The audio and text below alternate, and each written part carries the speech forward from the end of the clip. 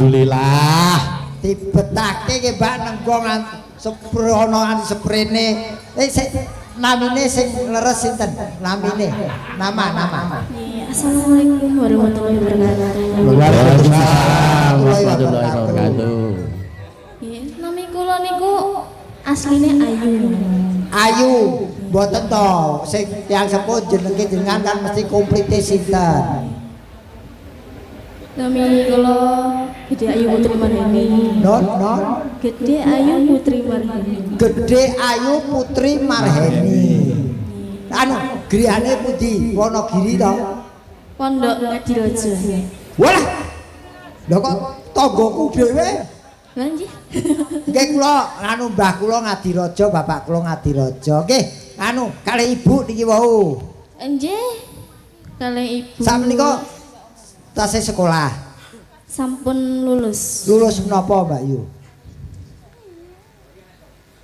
SMA LB. SMA LB. Wah. Ya, ini Mbak Ayu ini kepengin memperlihatkan kebolehannya. Wingi bar nusul aku ning Ngadirojo. Iki. Nggih. Ya ora ngerti wong aku ora mbok jak. Nyat pancen ora tak jak ya.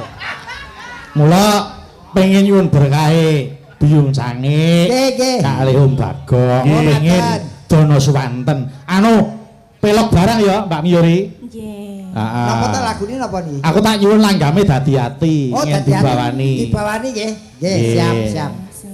Nggih. Mas Gareng aja ngurusui ben. Mboten. Kula tak karo Durmagati mawon mriki. Gegarane wong akrami. Ngaten nika. Ngurusui didak wae nek perlu. Yo, Mbak Miyori, monggo kaya ngapa suarane?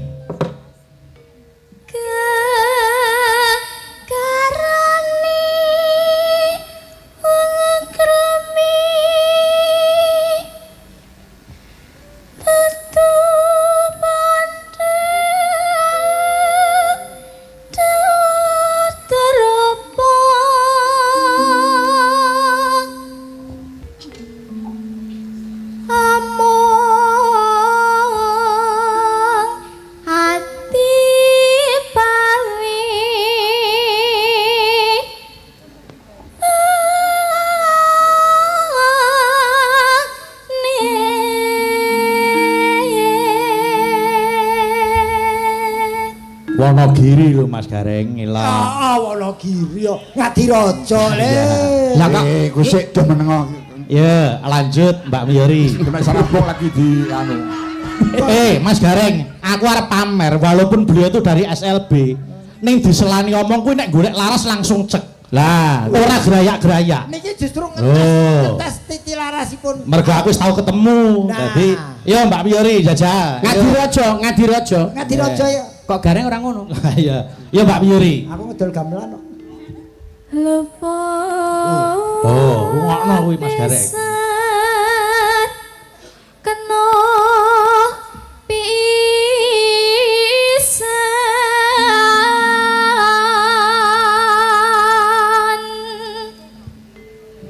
yen gampang luwe gampang.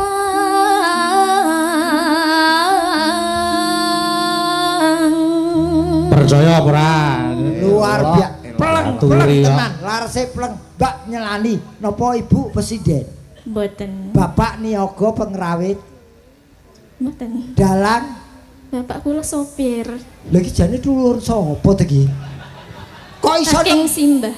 Oh, Simbah Seniman. Alhamdulillah enten sing neruske. Mbah Nggih, enten sing neruske. Yo, lanjut. Oh, yo. Yo. Yen Loh, piye? Kasane kok ora lari larase. angel ke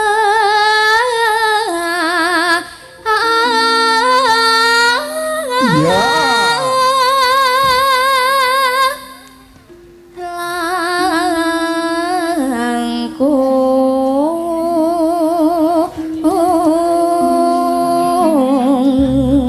Piye, lak ta? Mong kari dipoles. Aku Nggih, aku heeh. ngerti ana Mbak Ayu ngene iki sidan iki kon mulih kabeh wae. Yo ora kok. Ya Mbak Miyori lanjut nano. Tanekno tinumbas Nyan. arto. Tepuk tangan Bapak Ibu. Elok. Pripun yo sange hebat ta. Nggih. Elok. Sing nyuwara dudu-tutuke ning ngrangsane. Sik. Alhamdulillah. Ning niki kula curiga, Dik, kowe karo sing geder iki sedulur ya. Lah apa ta? Ketoke kok wis setel banget. Iya.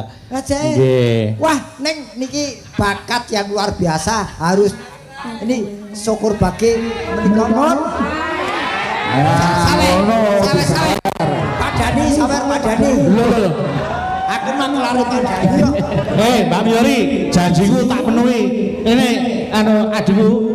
Mbak Miyori mriki. Mas dituntut rene, Mas. Kosok tak wae. Ora aku ora percaya wis ora. Mbak Miyori mriki. Ayo Mas Pandu diaturke Mbak Miyori. Dituntut rene Mas Gareng. Aturke rono aku 10% ya. Alah. Kaya ono sing dadi pajak sih. Nggih, alhamdulillah. Nggih, Iki saka OBG, ya saka OBG. Kosek. Apa? Sik iki padani lho. Pandi aku. Aku sabda pendito pangandikane dagelan iki bisa dadi. Mbak Miyori, biasa. Nggih. Ya nyon, Mbok iki saka OBG. Ya. Anu nuwun sewu anu buanom kuwi nyuwun.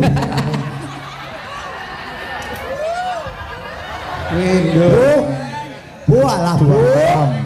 Kalian Bugareng. Bugareng iki bontot. Bugareng iki bontot iki. Mriki tampani saking ibu, saking Bu Anom. Nggih. Bojoku kok ora melu nek ndi? Digawa lesing. Wis to bojo digawa lesing, omonganmu ra enak. Mbak Miyori, Nggih. kaya janjimu ning Adiraja nggih pokoke nek kula nglimbuk cedhak apa Om BG napa Bapak Biyung Cange nek krungu mireng nusul nggih. Nggih, aku kangen tenan karo suarane panjenengan. Sik langgame Mas Gareng. Ayo mangrungokke langgame. Dadi ati. Dadi ati. Oke, taruh. Ayo, yo Mbak Miyori, kaya ngapa? Maka Ising kaya apa manyatane kelakon saprene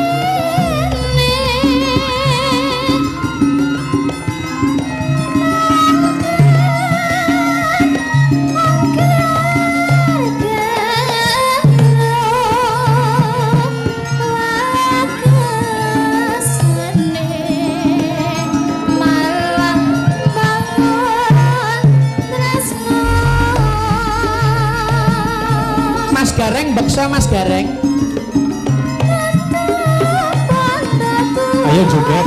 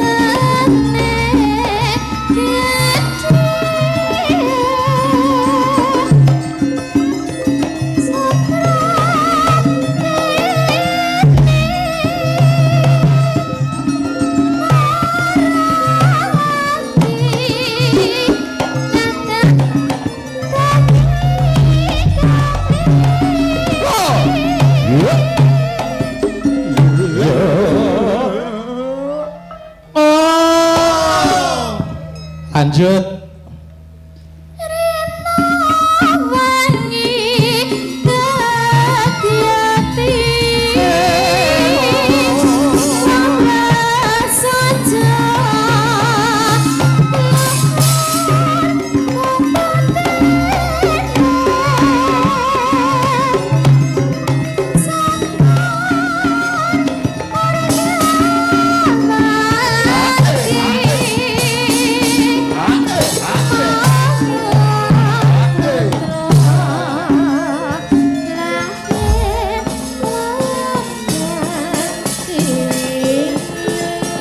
sekali lagi tepuk tangan Bapak Ibu. Wah, Terima kasih. Yes, bintang anu Ngadirejo ya. Nggih, saking pojok Ngadirejo. Pondok Ngadirejo. Ngadirejo. Nggih. Pokoke napa mawon seniman muncul saking Ngadirejo top markotop. Lah iya kecuali gareng. Aku ora aku banyu kono ning. Nggih. Heeh, Mas Gareng ya elok kok ya. Banyu duaan nanti. Nggih. Tamu aku ya tibake aku wis tau kepethuk kowe ya. Nggih. Alah. Kok terus ngrungkang ngrangkul karepe ngopo? Anakku iki karo anakku tua anakku. Mas Gareng. Nun. Aja cerigi sih, ayo nyawer iki Lah, mau maringi apa urung? Sampun Pak, kula jaman sakniki transfer Pak. Wis. Kok lali. Nggih, Mbak Miyori aja mandhap sik ya engko gara-gara tak suwuni anu suarane. Lenggah ning kono wae. Nggih. Nggih, heeh. Nggih, sampun katur menika Biyung Sange. Kuwi rekaman lo hebat tenan. Nggih. Fotoku iki. Sik. Nggih niki nun sewu. Oh, mobil alah tulisannya ya. Mobil dengan nomor AD 1909NG untuk dijual. Dipindahkan. Mas Gareng. Nun. Menika wonten ing badhe anu paring bebungah kagem Mbok Miyori. Oh, sik. Nggih. Ini monggo, kenduk, ini kenduk. Biar Bapak tidak terlalu jauh untuk memberikan hadiah untuk kamu.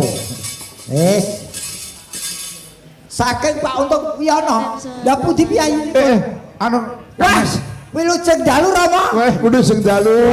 Bapak untuk Kanjeng Sepuh rawuh, Kanjeng Sepuh rawuh. Matur nuwun. alhamdulillah. Bupati Sepuring, Kamas Sragen. Untung Kanjeng Sepuh rawuh, alhamdulillah. Wilujeng dalu Rama. Nambah adem, alhamdulillah. Yes.